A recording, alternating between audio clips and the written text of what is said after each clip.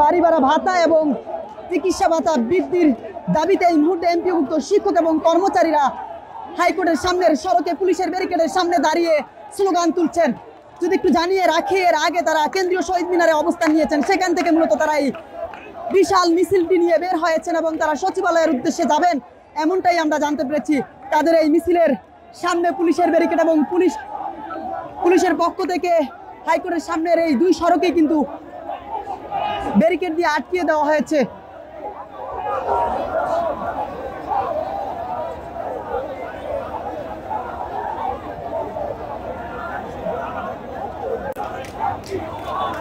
দেখতে পাচ্ছেন বিশাল বড় মিছিল নিয়ে হাইকোর্টের সামনে সামনের সড়কে মুহূর্তে অবস্থান করছেন এমপিওভুক্ত শিক্ষক এবং কর্মচারীরা। বাড়ি ভাড়া ভাতা বৃদ্ধি এবং চিকিৎসা ভাতা বৃদ্ধি সহ তিনটি দাবিতে মূলত তারা সচিবালয়ের উদ্দেশ্যে কিছুক্ষণ আগে লং মার্চ ঘোষণা করেন এবং কেন্দ্রীয় শহীদ মিনার থেকে তারা একটি মিছিল নিয়ে মূলত বের হন।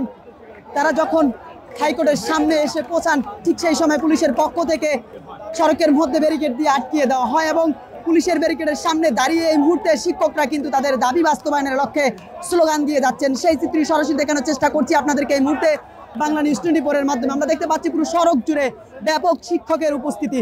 আমরা শিক্ষক, আমরা স্যারও শিক্ষক, আমরা শিক্ষক, ফখরুল সাহেব শিক্ষক, আমরা শিক্ষক, অধ্যাপক মুজিবুর রহমানও শিক্ষক, কিন্তু আমাদের দাবি কেউ শুনে না। যদি না শুনে আমরা পড়াবো না, বাস আমরা না পড়াইলে ওনাদের ছেলেরা বিসিএস ক্যাডার হইতে পারবে না, সচিব হইতে পারবে না, পুলিশ অফিসার হইতে পারবে না, সাংবাদিক হইতে পারবে না। গোটা জাতিকে আমরা অন্ধকারে ফেলাই দেবো। আমাদের পেটে যদি ভাত না থাকে তাহলে আপনি পড়াবো কেন? আমাদের পেটে ভাত নাই, সকাল থেকে দুধ খাই নাই, না খাইয়া এখানে আসছি কেন? শিক্ষকদের দাবি আদায় করার জন্য।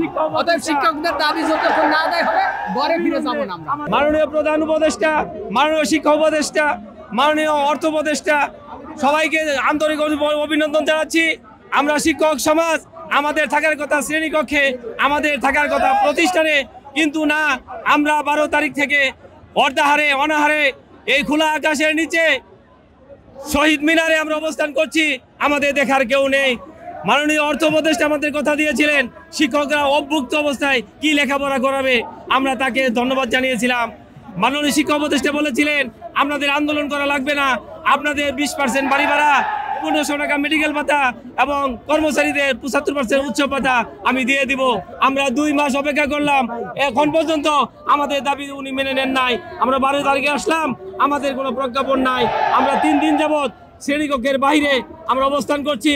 আমাদের মনে কষ্ট হয়, আমাদের অবুঝ শিশুদের রেখে আমরা আজকে রাজপথে আছি।